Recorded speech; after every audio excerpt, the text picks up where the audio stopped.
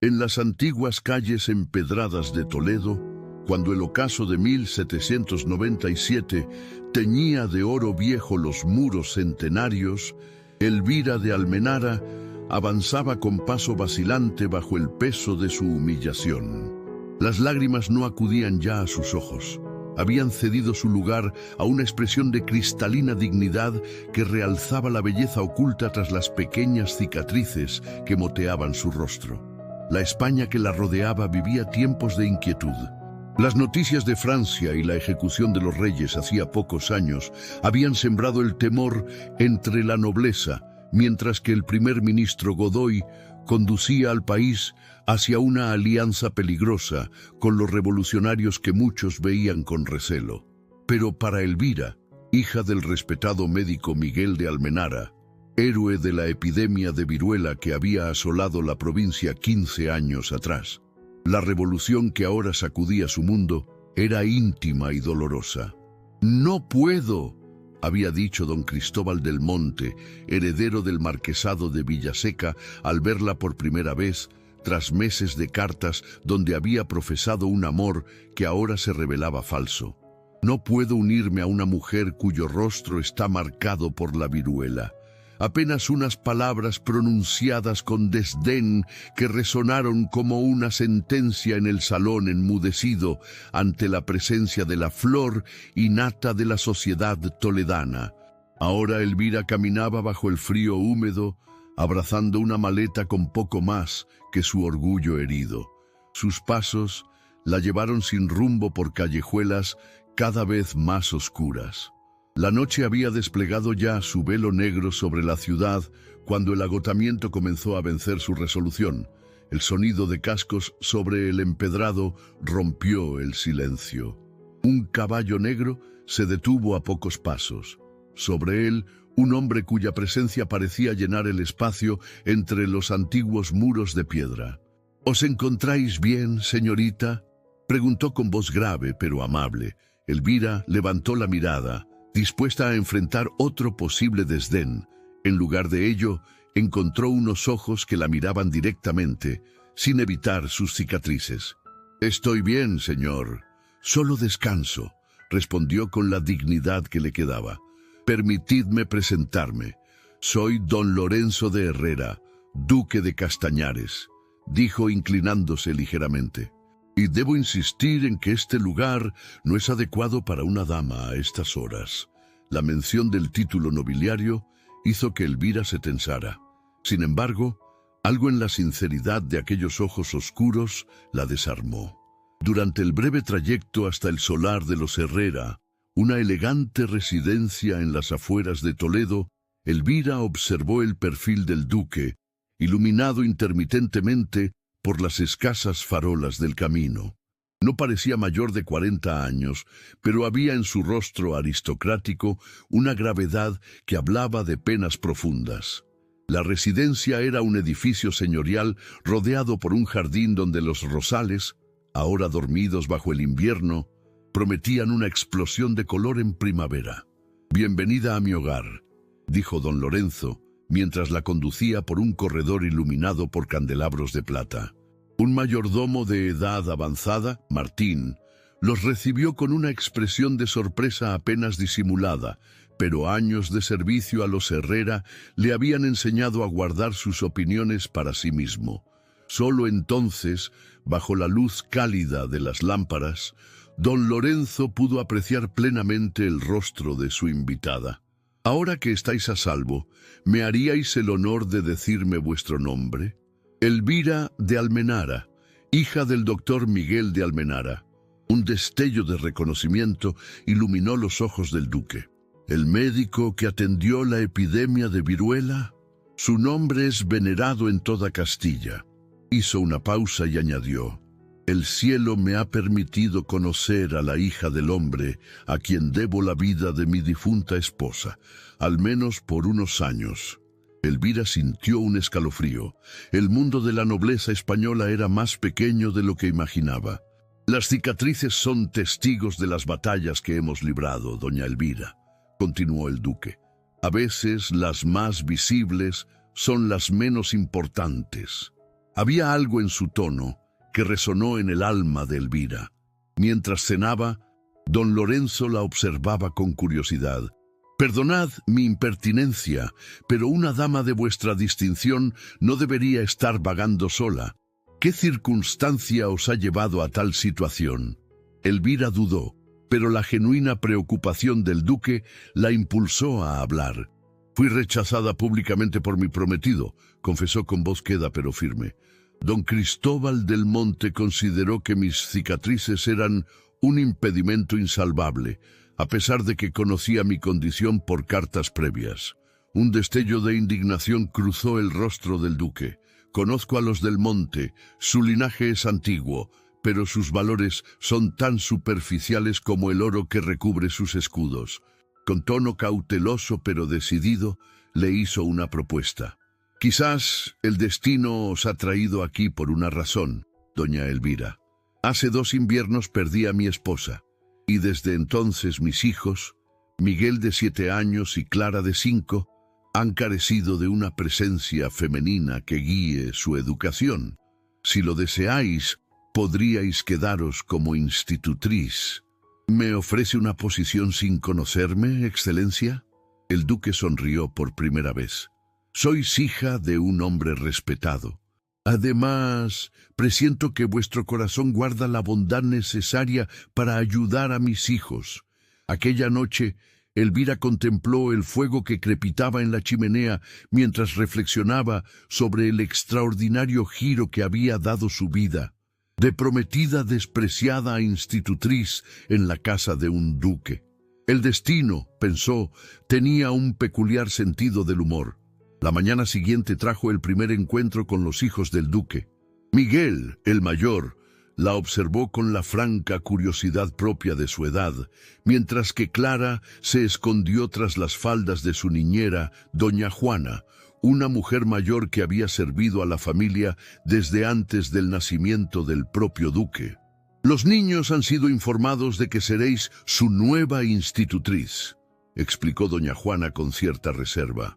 «Debo advertiros que han tenido 5 desde el fallecimiento de mi señora».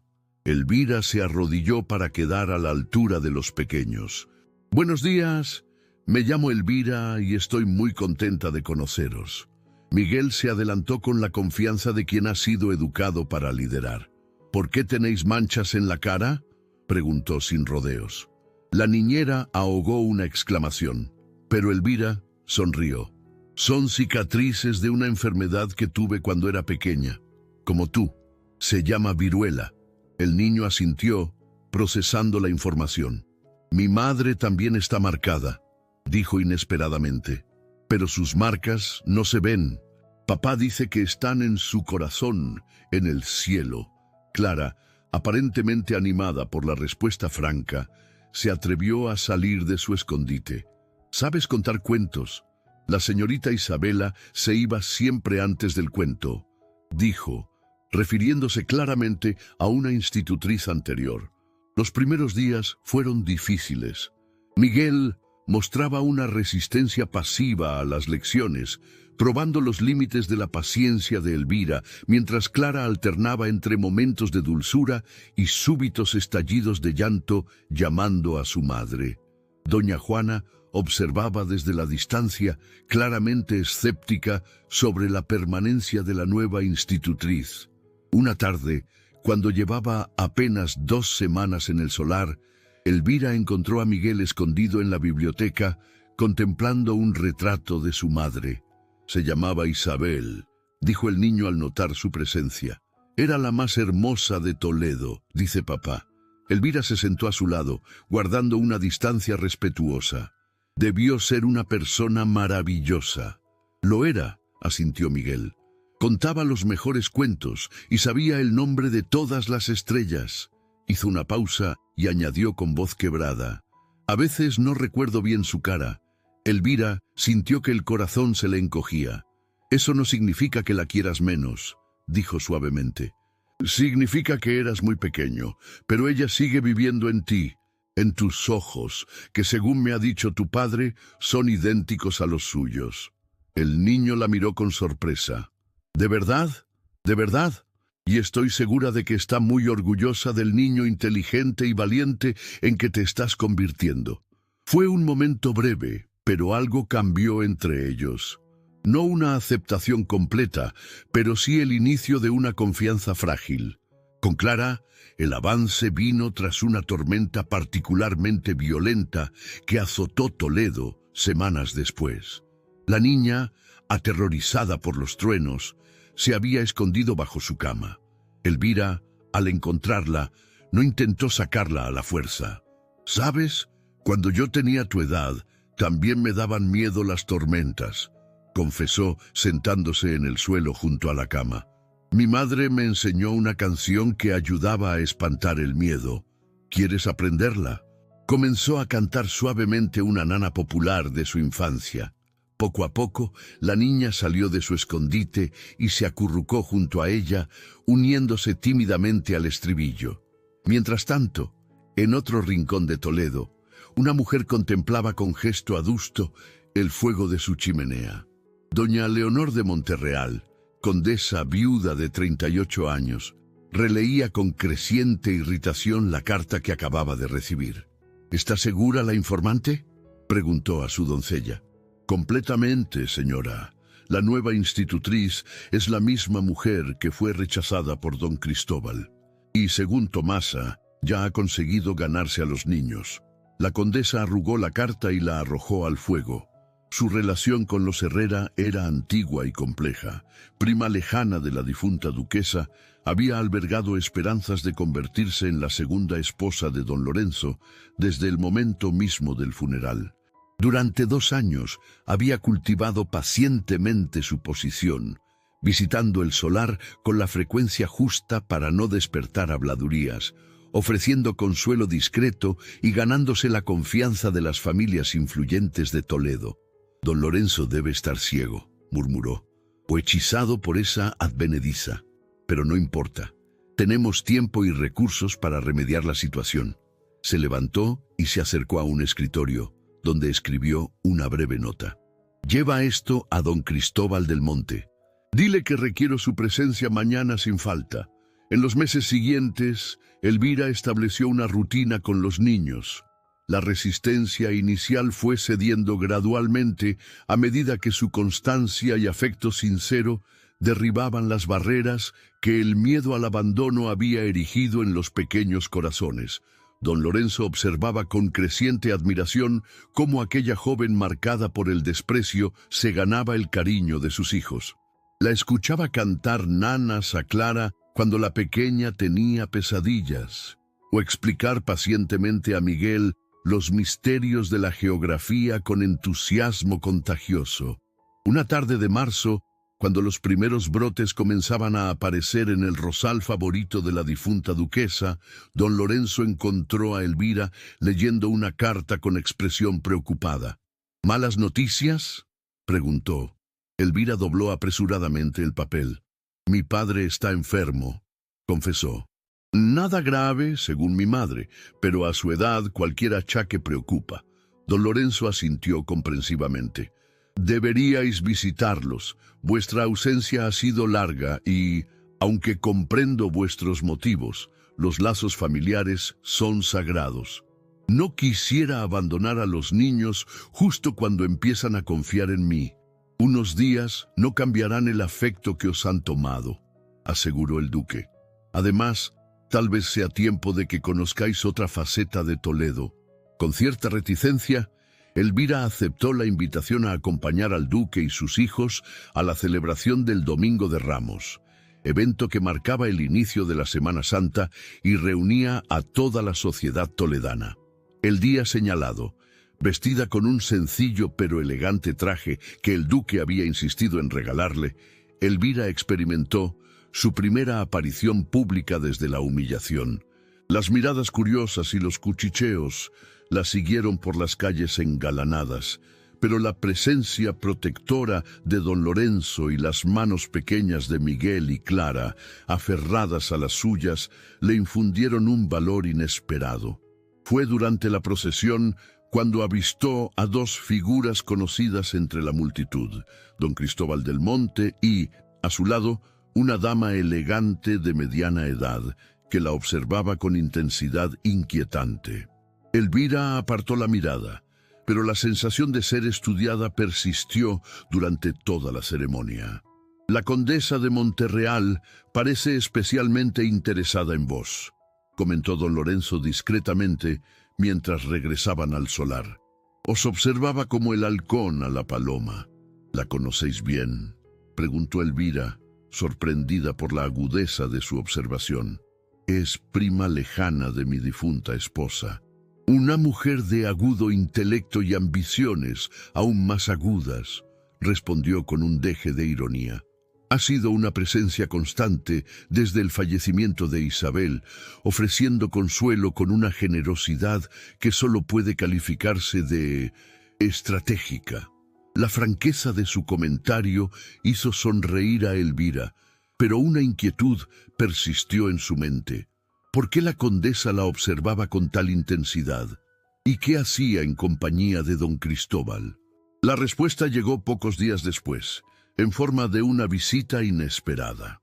Mientras supervisaba las lecciones de los niños en el jardín, un criado se acercó discretamente. «Doña Elvira, hay alguien que desea hablar con vos. Dice ser don Cristóbal del Monte».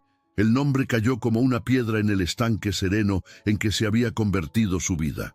Con el corazón latiendo aceleradamente, Elvira dio instrucciones a doña Juana para que vigilara a los niños y se dirigió hacia el salón donde su antiguo prometido esperaba.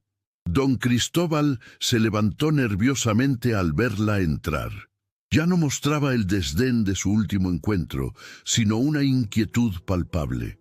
«Agradezco que hayáis accedido a recibirme», dijo, inclinándose. «Sé que no tenéis motivos para concederme ni un minuto de vuestro tiempo». «Efectivamente», respondió Elvira con frialdad. «¿Qué deseáis? Os debo una explicación y una disculpa. Mi rechazo no fue por vuestras cicatrices, aunque usé esa excusa despreciable. La verdad es que fui manipulado por la condesa de Monterreal».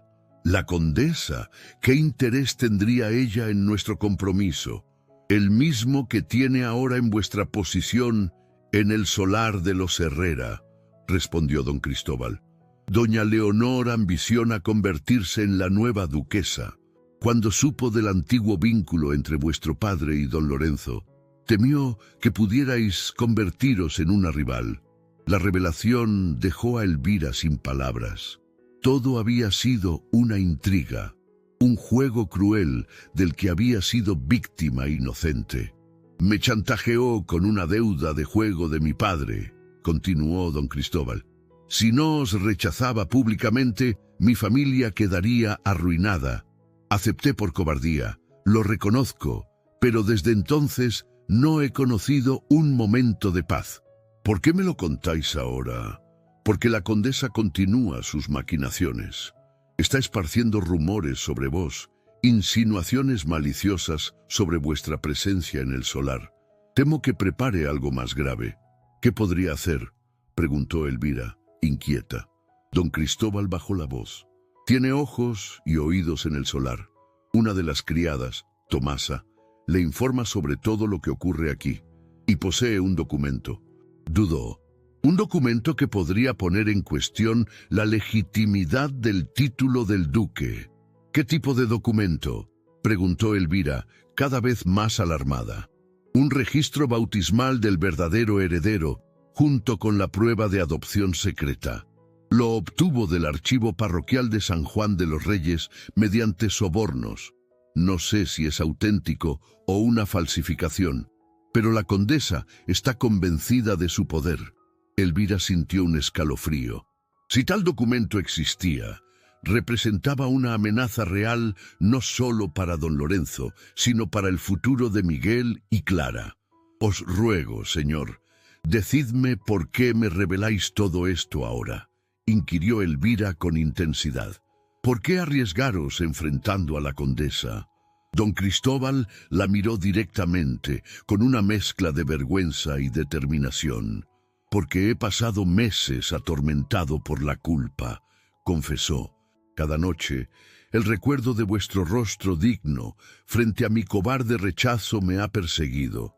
El padre Anselmo, mi confesor, me ha ayudado a comprender que un hombre no se mide por sus errores, sino por su voluntad de enmendarlos.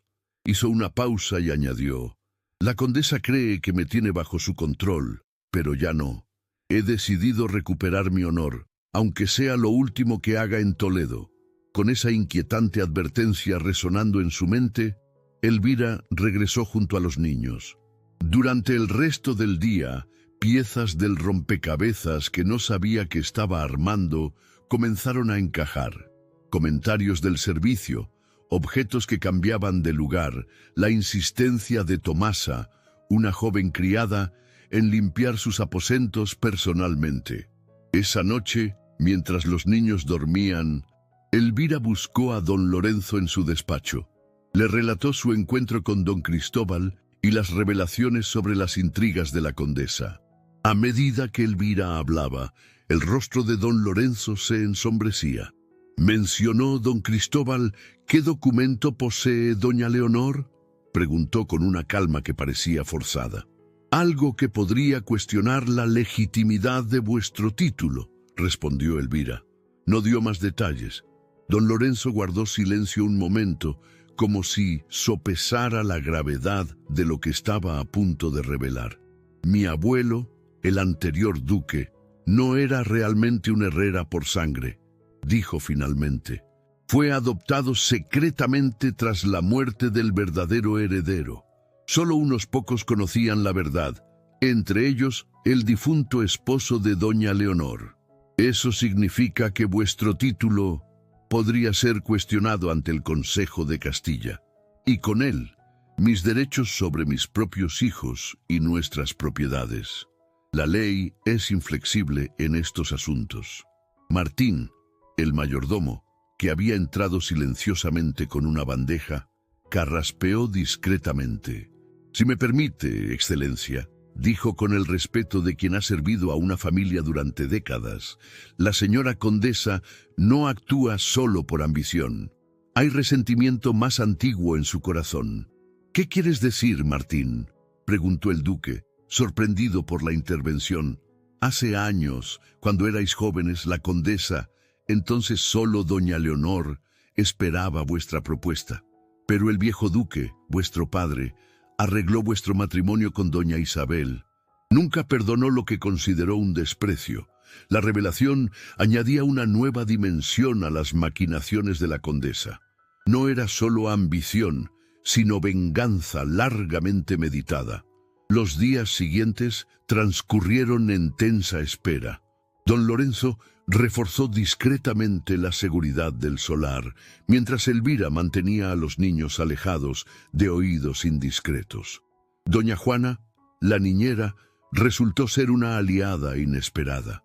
«No soy amiga de chismes ni intrigas», le confió a Elvira, «pero llevo sirviendo a los Herrera desde que don Lorenzo era un niño. He visto cómo vuestras enseñanzas han devuelto la luz a los ojos de los pequeños. No permitiré que nadie destruya eso».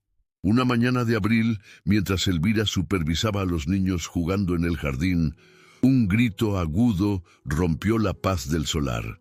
Clara, que había corrido hacia su rincón favorito, lloraba desconsoladamente frente al rosal de rosas blancas, salvajemente cortado.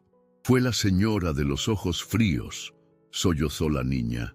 «Dijo que mamá ya no está y que sus rosas tampoco deberían estar». La crueldad del acto revelaba la determinación de la condesa.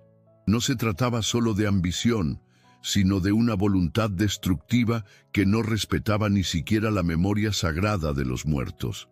Aquella noche, don Lorenzo y Elvira permanecieron en silencio en el salón contemplando el fuego. La tensión de las últimas semanas había creado entre ellos una complicidad que iba más allá de las palabras. «El baile anual de primavera se celebrará en 3 días», dijo finalmente don Lorenzo. «Toda la nobleza de la provincia estará presente, incluida la condesa. Será el momento de enfrentarla». «¿Cómo?», preguntó Elvira. mostrándole que sus intrigas no han logrado separarnos, sino unirnos, respondió él con determinación. Si vos estáis de acuerdo, anunciaré nuestro compromiso esa noche, ante todos. Elvira lo miró sorprendida.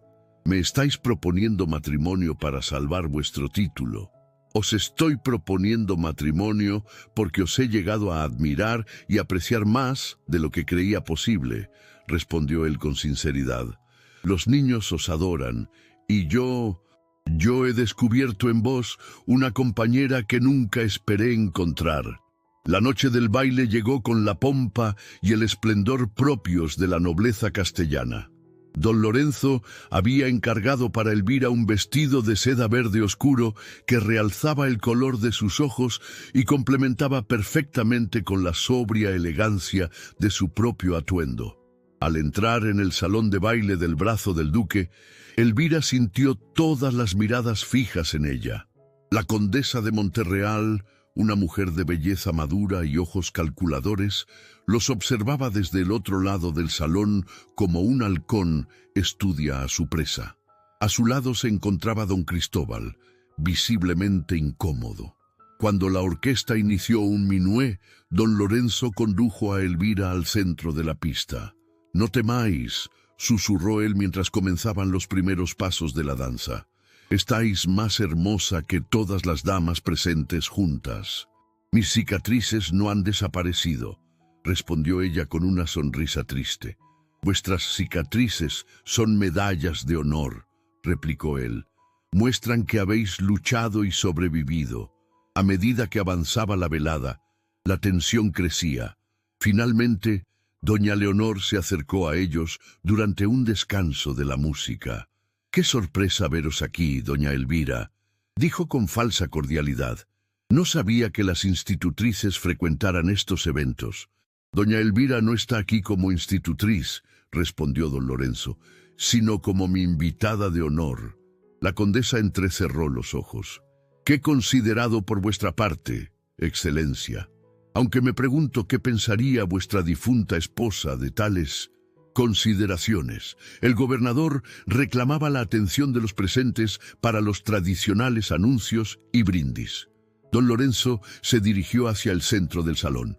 «Distinguidos invitados», comenzó con voz clara y firme. «Antes de los brindis oficiales, solicito vuestra atención para un anuncio personal». Un murmullo recorrió la sala. Elvira sintió que su corazón latía con fuerza. «Muchos de vosotros conocisteis a mi amada esposa Isabel. Jamás pensé que el destino me concedería una segunda oportunidad para la felicidad». La condesa, percibiendo el giro que tomaban los acontecimientos, dio un paso adelante con expresión alarmada. «Sin embargo», continuó don Lorenzo, «he tenido la fortuna de encontrar a una mujer excepcional, cuya belleza interior supera cualquier ideal de perfección física».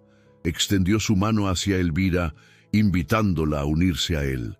Con piernas temblorosas pero cabeza alta, ella avanzó entre la multitud expectante. «Tengo el honor de anunciar mi compromiso con doña Elvira de Almenara, a quien pronto tendré el privilegio de llamar mi duquesa». Un silencio atónito siguió al anuncio, roto por la voz estridente de la condesa. «Esto es una farsa», exclamó. «Esta mujer se ha introducido en vuestra casa como una intrusa, aprovechándose de vuestra vulnerabilidad. Y hay pruebas de que vuestro título ni siquiera os pertenece legítimamente». El escándalo que la condesa esperaba provocar quedó ahogado por la reacción inesperada de don Cristóbal, quien avanzó para situarse junto a Elvira y don Lorenzo. «Si me permitís, excelencia», dijo, «deseo ser el primero en felicitaros por vuestro compromiso y en pedir públicamente perdón a doña Elvira por mi comportamiento pasado». La confesión pública de don Cristóbal sobre cómo había sido manipulado por la condesa causó un revuelo entre los asistentes. El joven marqués, tras meses de tormento interior y varias conversaciones secretas con el padre Anselmo, su confesor, había encontrado finalmente el valor para enfrentar la verdad. «Durante meses he vivido bajo el peso de mi vergüenza», declaró con voz clara que resonó en el salón. Permití que el miedo a la ruina económica de mi familia me convirtiera en instrumento de intrigas ajenas. Doña Elvira no merecía tal humillación, y yo no merezco vuestro perdón, pero os suplico que no juzguéis su corazón por mi cobardía pasada. Un murmullo de aprobación recorrió la sala. La nobleza toledana, siempre ávida de drama, encontraba en la redención pública de don Cristóbal un espectáculo más fascinante que el escándalo que la condesa intentaba provocar. La condesa, viendo cómo su cuidadosa trama se desmoronaba, jugó su última carta. Tengo en mi poder el documento que prueba que el abuelo del actual duque era un impostor, exclamó, sacando un papel amarillento de su bolso. El Consejo de Castilla anulará vuestro título cuando lo presente. Don Lorenzo, en lugar de mostrar temor, sonrió con tranquilidad. Ese documento, doña Leonor, es conocido por el rey desde hace 2 generaciones, respondió con calma.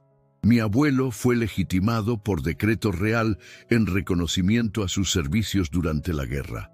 Documento que, por cierto, se encuentra en los archivos del Consejo de Castilla, el tribunal que juzga los títulos de la nobleza y que Su Majestad Carlos IV confirmó cuando heredé el título. La revelación dejó a la condesa estupefacta. Su gran arma, el secreto que creía exclusivo, resultaba ser un asunto ya resuelto y sancionado por la corona. Fue el padre Anselmo, presente como capellán de la nobleza local, quien dio el golpe de gracia a las maquinaciones de la condesa. Doña Leonor, dijo con voz grave, la Santa Madre Iglesia ve con preocupación las acciones dirigidas a sembrar discordia y difamación entre las familias. Quizás una temporada de retiro espiritual en el convento de las Carmelitas os ayudaría a reconsiderar vuestros actos. La sugerencia, viniendo del representante de la Iglesia, equivalía a una orden en la España profundamente católica de 1798. La condesa, comprendiendo que había perdido no solo la batalla, sino su posición en la sociedad toledana, se retiró con la poca dignidad que le quedaba. Mientras los invitados se unían al brindis por los futuros duques, don Lorenzo miró a Elvira con una expresión que iba más allá del triunfo social. ¿Estáis bien?, preguntó en voz baja. Mejor que nunca, respondió ella con una sonrisa radiante. Por primera vez desde que tengo memoria me siento completamente libre. Porque en ese momento, bajo las miradas que ya no evitaban sus cicatrices, sino que admiraban su valentía, Elvira comprendió que el verdadero hogar no era un lugar, sino un sentimiento. El sentimiento de ser aceptada, valorada y amada por quien realmente era, más allá de las marcas visibles o invisibles que la vida hubiera dejado en su piel o en su alma. Meses después, en una radiante mañana de verano, Elvira contemplaba desde la galería del solar cómo Miguel y Clara jugaban alrededor del rosal blanco, ahora rebrotado con fuerza. Don Lorenzo se acercó silenciosamente y rodeó su cintura con un brazo protector. «Son felices», murmuró Elvira, recostándose contra el pecho de su ahora esposo. «Realmente felices». «Como lo soy yo», respondió él, besando suavemente su frente. «Gracias a las cicatrices que te trajeron a nosotros». La boda se había celebrado en la Catedral de Toledo, con toda la pompa que correspondía al rango del duque, pero con la sencillez que Elvira había solicitado. El arzobispo mismo había oficiado la ceremonia, otorgando una bendición especial a esta unión, que simbolizaba, en sus palabras, el triunfo del verdadero valor sobre las apariencias vanas.